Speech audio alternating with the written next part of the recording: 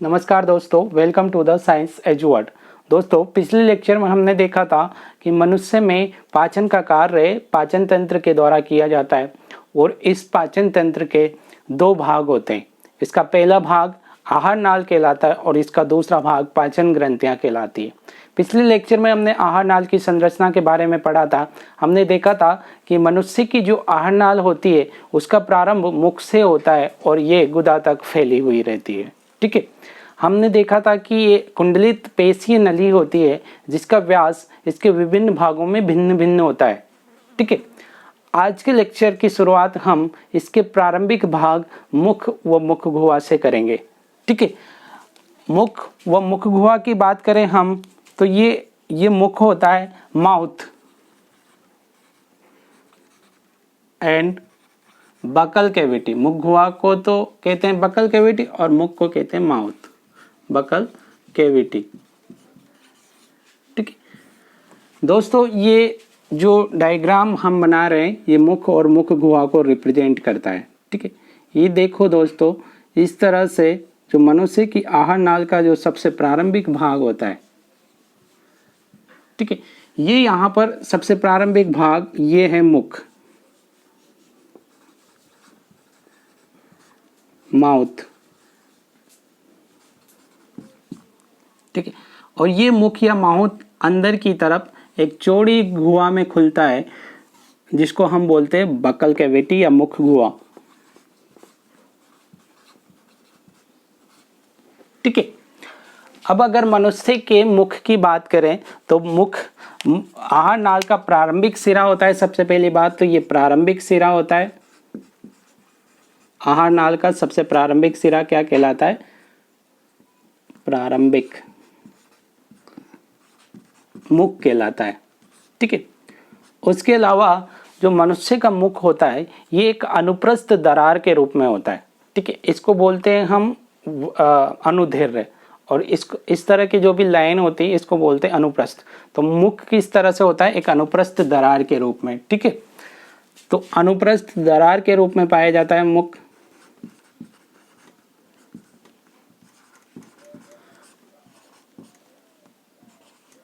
अनुप्रस्थ दरार के रूप में।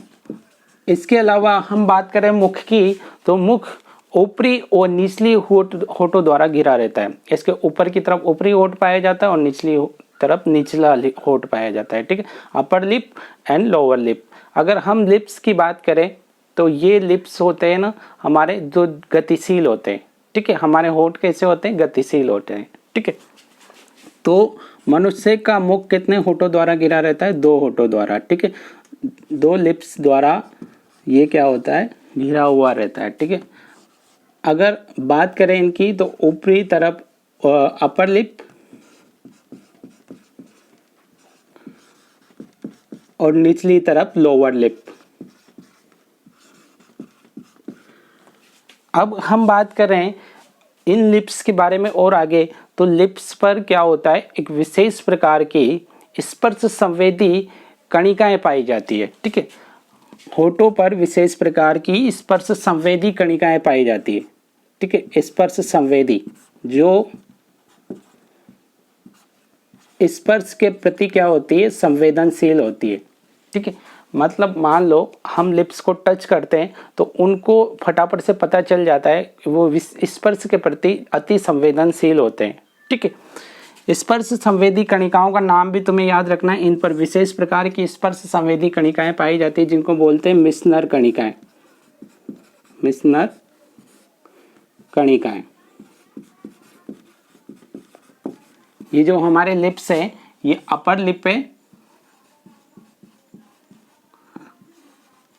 और ये वाला लोअर लिप है। ठीक है, तो ये लिप्स जो हैं हमारे, इन लिप्स पर क्या हो गए? विशेष प्रकार की कणिकाएं पाई जाती है जिनको क्या बोलते हैं? मिसनर कणिकाएं, ग्रेन्यूल्स। मिसनर ग्रेन्यूल्स। इसके अलावा हम बात करें लिप्स पर तो लिप्स पर जो रक्त केशिकाएं, ब्लड कैपिलरीज, इनकी संख्या अधिक पाई जाती है। यहाँ पर रक्त केशिकाओं की संख्या अधिक होती है। बाकी अन्य जगहों की अपेक्षा यहाँ पर रक्त केशिकाएं क्या होती है? अधिक संख्या में पाई जाती, रक्त केशिकाएं अधिक संख्या में होती है, इसी कारण इनका रंग कैसा दिखाई देता है, लिप्स का रंग हमको कैसा दिखाई देता है, लिप्स का कलर हमको कैसा दिखाई देता है, इसी कारण गुलाबी, पिंक।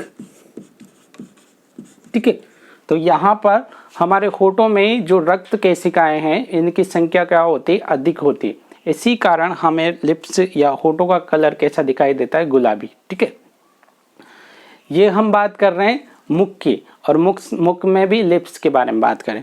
ठीक है, अब हम मुख के अंदर आ रहे हैं, मुख गुहा के। ठीक है, मुख किसके अंदर खुलेगा, ये लिप्स के बाद में ये मुख किसके अंदर खुलता है, मुख गुहा के अंदर। मुख गुहा की बात करें तो मुख गुहा एक खोखली नली के समान होती है। ठीक है, और हम बात करें इसकी तो यहाँ पर एक पेशीय जिह्वा पाई जाती है। ठीक है, हम बात कर रहे हैं मुख गुहा में क्या पाई जाती है, पेशीय जिह्वा। ठीक है, अगर हम मुख गुहा के बात करें कि ये पेशीय जिह्वा किस प्रकार से व्यवस्थित होती है, तो देखो दोस्तों, ये जो मुख गुहा का ऊपरी सतह है ये कहलाता है तालु। ऊपरी सतह, मुख गुहा का जो ऊपरी सतह है, मुख गुहा की ऊपरी सतह क्या कहलाता है, तालु कहलाता है। ठीक है, ऊपरी सतह तालु कहलाती है। तालु अंग्रेजी में पैलेट। ठीक है, अब ये जो तालु है ना, ये तालु दो भागों से मिलकर बना होता है। जो मुख गुहा का ऊपरी सतह का आगे वाला भाग है वो तो कहलाता है कठोर तालु, हार्ड पैलेट। ठीक है, हार्ड पैलेट, कठोर तालु। और जो पीछे वाला भाग है, ऊपरी सतह का पीछे वाला भाग है, ये कहलाता है कोमल तालु, सॉफ्ट पैलेट। ठीक है, तो कुल मिला के बात है कि मुख गुहा का ऊपरी सतह क्या कहलाता है, पैलेट या तालु। ये क्या कहलाएगा, पैलेट या तालु। ठीक है, अब हम बात करें यहाँ पर कि मुख गुहा के अंदर और क्या होता है, तो मुख गुहा के अंदर हमने बात की कि यहाँ पर एक पेशीय संरचना पाई जाती है। मुख गुहा में एक पेशीय संरचना पाई जाती है जिसको हम बोलते हैं जिह्वा, जिह्वा या जीभ, और अंग्रेजी में बात करें तो टंग, टंग। ठीक है, तो हमारी मुख गुहा के अंदर एक पेशीय जिह्वा या टंग पाई जाती है। ठीक है, हम इसको इस प्रकार से बना सकते हैं कि ये मुख गुहा है, तो ये यहाँ पर ये हमारी पेशीय, ये इधर साइड में से दिख रही है हमको, तो इस तरह से दिखती है, और नीचे की सतह, अदर सतह, मुख गुहा की अदर सतह से जुड़ी हुई रहती है। ठीक है, ये वास्तव में इस तरह की है। ठीक है, तो और ये तो इसकी ऊपरी सतह हो गई, और ये इसकी निचली सतह, निचली सतह पर इसमें एक खांच पाई जाती है इस तरह की। ठीक है, ये जीभ मुख गुहा की निचली सतह से जुड़ी हुई रहती है। ठीक, अगर हम बात करें जिस स्थान से ये मुख गुहा की अदर सतह से जुड़ी रहती है, उस स्थान या फिर उस संरचना को हम क्या बोलते हैं, फ्रेनुअल लिंगुअल।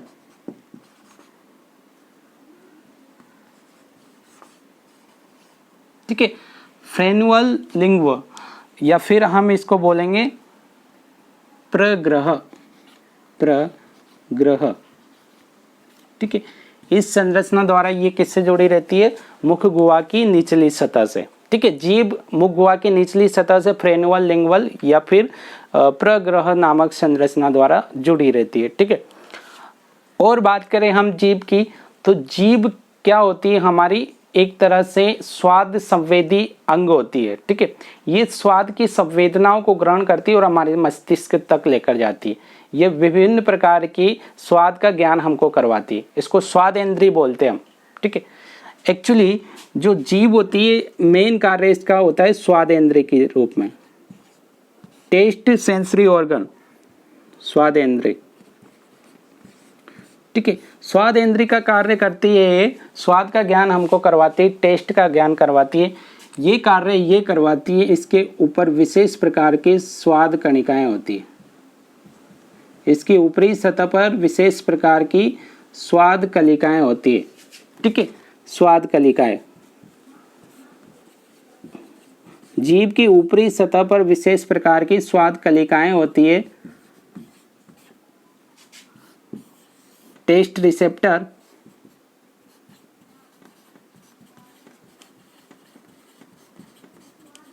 ठीक है, इनके द्वारा ये विभिन्न प्रकार के स्वाद का ज्ञान करवाती, कड़वे, मीठे, नमकीन, ठीक है, और उसके अलावा खट्टे, इन सब स्वाद का ज्ञान ये किसके द्वारा करवाती है? स्वाद कलिकाओं के द्वारा। एक्चुअली इन स्वाद कलिकाओं में एक विशेष प्रकार की कोशिकाएं पाई जाती है जिनको बोलते हैं रस टेंटाकुलर कोशिकाएं। रस टेंटाकुलर कोशिकाएं।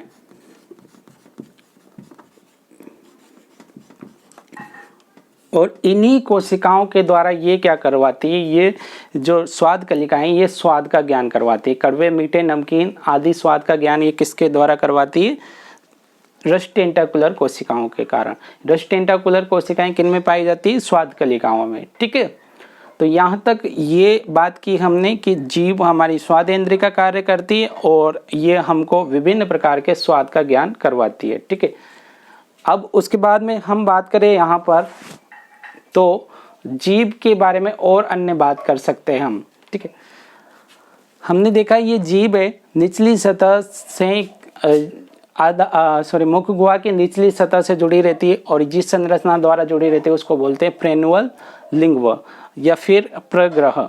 ठीक है, उसके अलावा हम बात करें कि जीभ के कार्य क्या क्या हो सकते हैं, तो क्या जीभ का कार्य सिर्फ स्वाद का ज्ञान करवाना है क्या? अगर हम देखें यहाँ पर कि जीभ के क्या क्या कार्य हो सकते हैं तो हम कार्य मेंशन कर रहे हैं। जिह्वा के कार्य,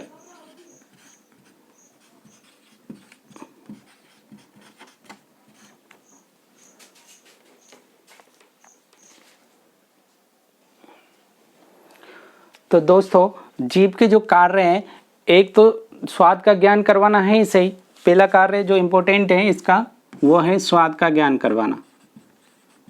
ठीक है, दूसरा ये बोलने में सहायक होती है ना, जो बोलने में सहायक होती है ये विभिन्न शब्दों को हम जीभ की सहायता से बोलते हैं। ठीक है, उसके अलावा ये भोजन के कणों में क्या करती है? लार को मिश्रित करवाती है। हमारी दांत क्या करते हैं? भोजन को छोटे छोटे कणों में तोड़ देते हैं। ठीक है, और उसमें लार को मिश्रित करवाने का कार्य कौन करता है? जीभ।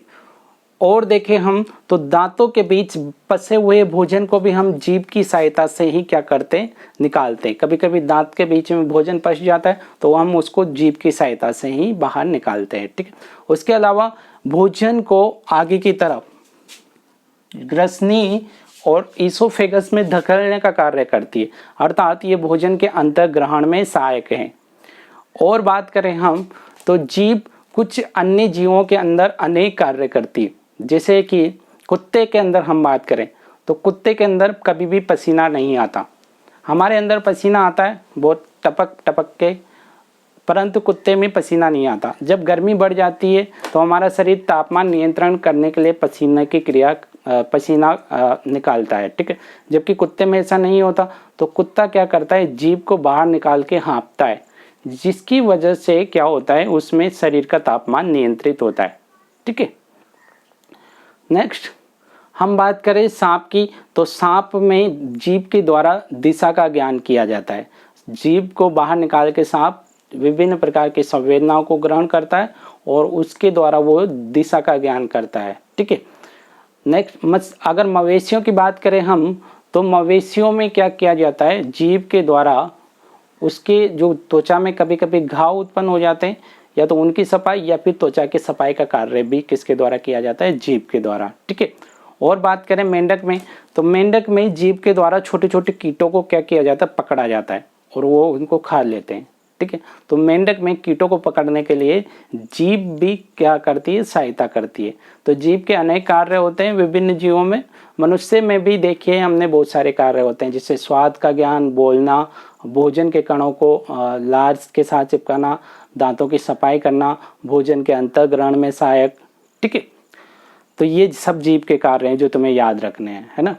उसके अलावा हम बात करें कि हमारे मुख गुहा का निर्माण 2 जबड़ों से होता है, एक तो ऊपरी जबड़ा और एक निचला जबड़ा, ठीक है। तो मुख गुहा में कितने जबड़े पाए जाते हैं? 2 जबड़े, ठीक है, 2 जबड़े पाए जाते हैं। ऊपरी जबड़ा अपर जॉ कहलाता है